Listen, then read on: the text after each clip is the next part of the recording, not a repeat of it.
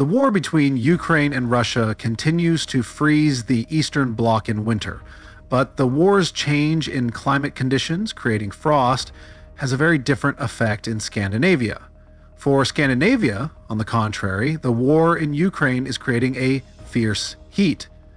The involvement of North Korean troops alongside Russian troops in KSK is particularly critical for NATO's northern flank. Actors North Korea and Russia are at the top of the list of countries most likely to threaten the world with the use of nuclear weapons. The anxiety caused by all this negativity is preparing countries like Finland, Sweden, and Norway for a possible new war in the future.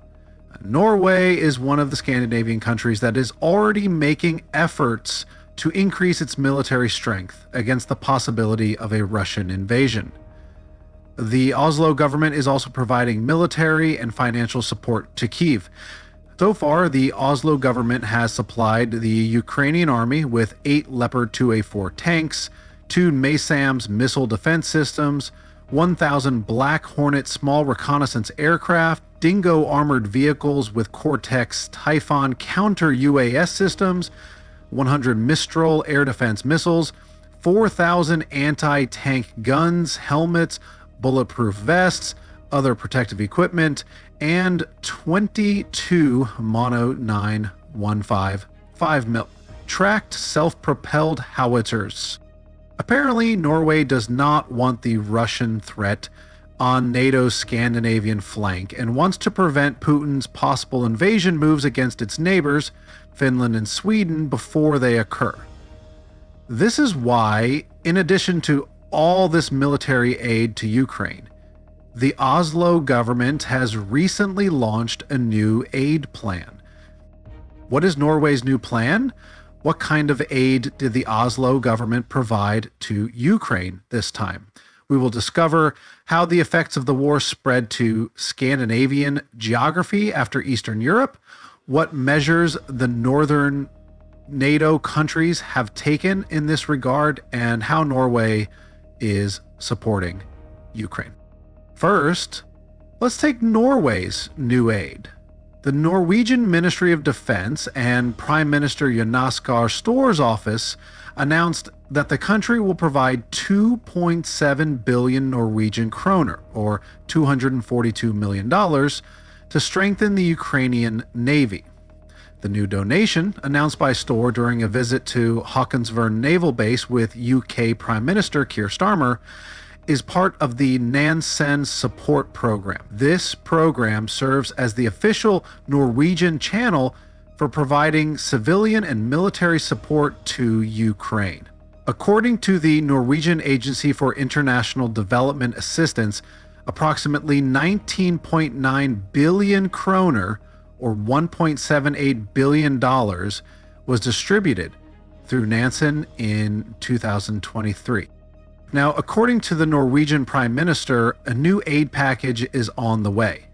This latest tranche of funding is part of the 22.5 billion kroner, or $2.01 billion, in military support allocated to Ukraine in 2025, under the Nansen program. According to a statement issued by the Norwegian Prime Minister's office, the funding will be used primarily for the protection of the population in Ukraine from attacks, demining operations, and training of Ukrainian soldiers, in addition to strengthening Kyiv's maritime defense capabilities by providing military equipment and training for clearance operations.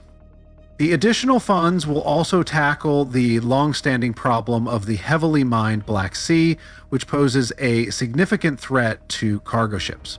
Norwegian Defense Minister Bjorn Arldgrom stressed that mines pose a significant threat to maritime security and safe passage in the Black Sea, and that demining operations are very difficult.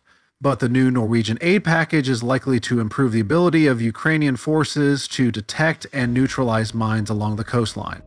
Prime Minister Jonas Gahr Store emphasized that the Ukrainian military needs more support in the coming period to deter Russian naval forces in the Black Sea, and that it is crucial to protect the country's population and infrastructure from attacks by Russia's Black Sea fleet. It is also important, according to Storr, to protect the export of grain and other products by sea, which is vital for Ukraine. The financial support from Norway could therefore be used directly for Ukrainian operations against Russian naval assets in Crimea. In other words, Russia's navy could be put to a new test in the Black Sea, and Ukraine could also use the aid to clear mines in the region. Norway's financial aid package is likely to severely limit the Russian Navy's maneuverability in the Black Sea.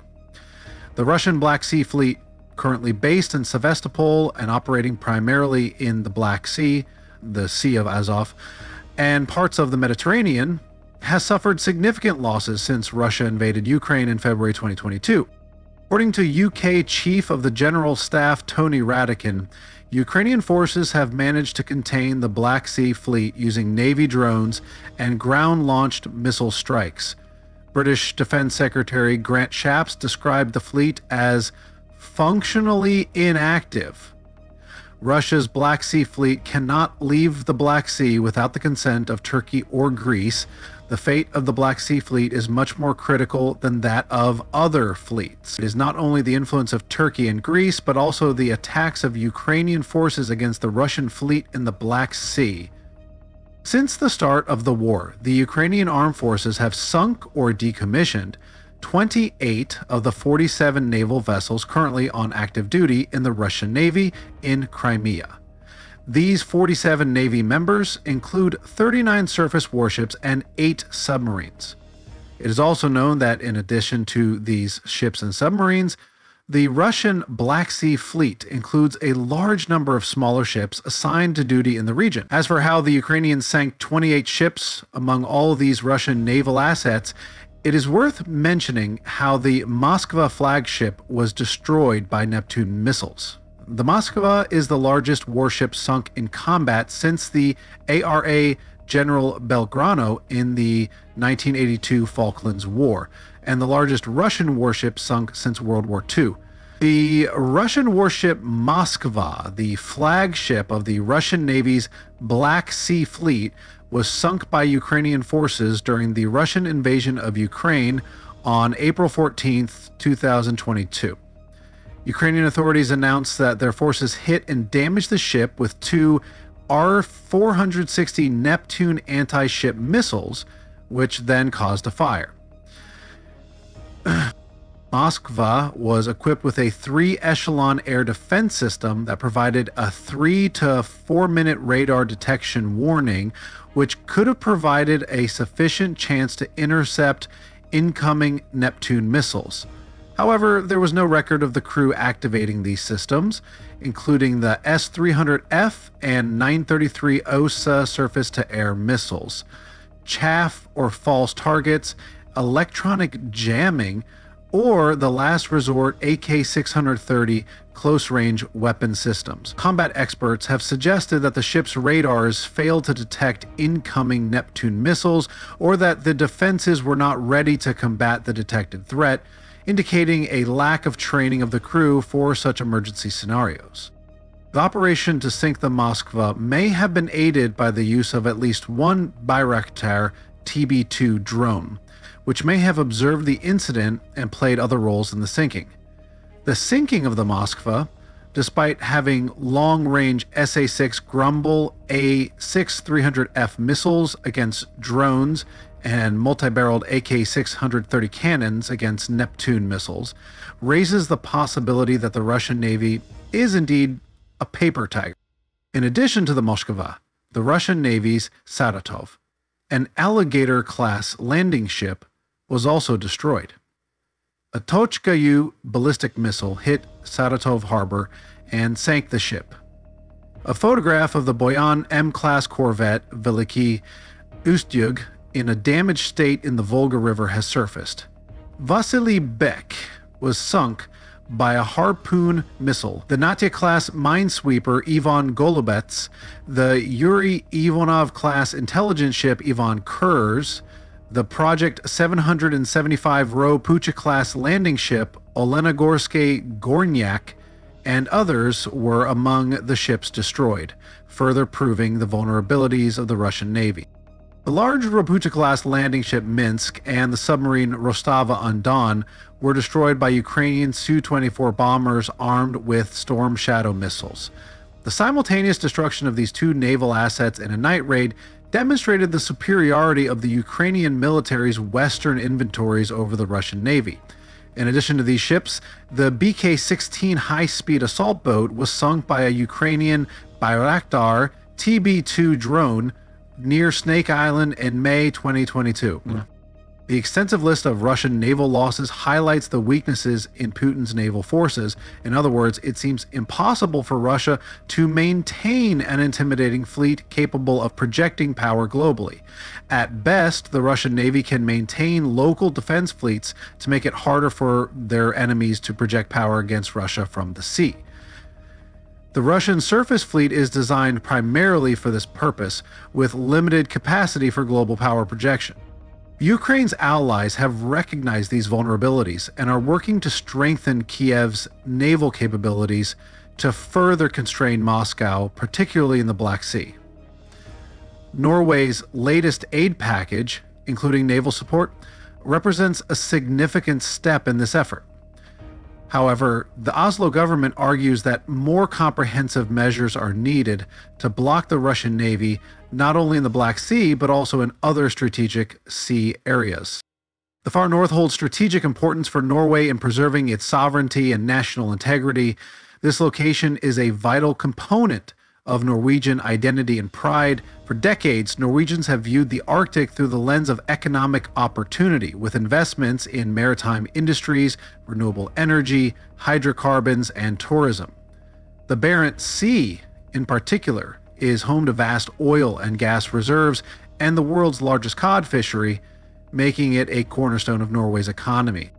Oslo's policies aim to restrict Russian access to these resources while enhancing Norway's strategic position in the region.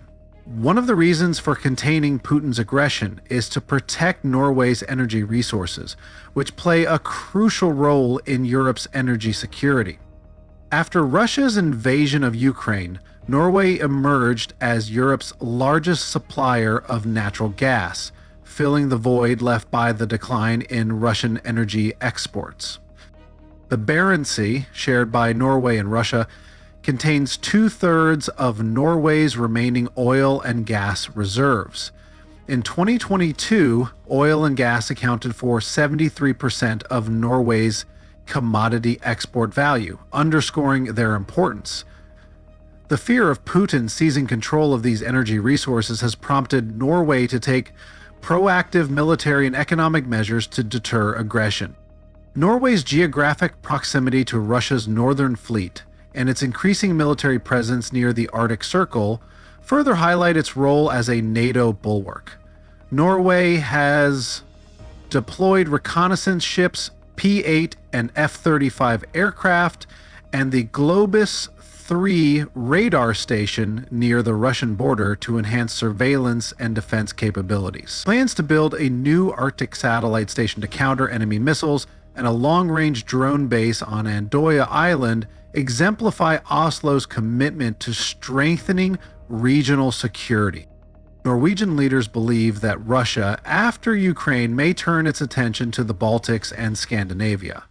Kremlin threats against NATO countries in these regions, coupled with the deployment of nuclear assets, validate these concerns. The Oslo government's military aid to Ukraine is part of a broader strategy to weaken Russia's military capacity and prevent the spread of conflict to Northern Europe. In conclusion, Norway's proactive measures reflect its determination to counter potential Russian aggression and safeguard its strategic interests. By supporting Ukraine militarily and financially, Oslo aims to weaken Moscow's ability to wage war and deter any future invasions in Scandinavia or the Baltics. As Norway strengthens its defenses, it also contributes significantly to NATO's collective security, ensuring that the threat posed by Putin's regime is contained. Thank you for watching.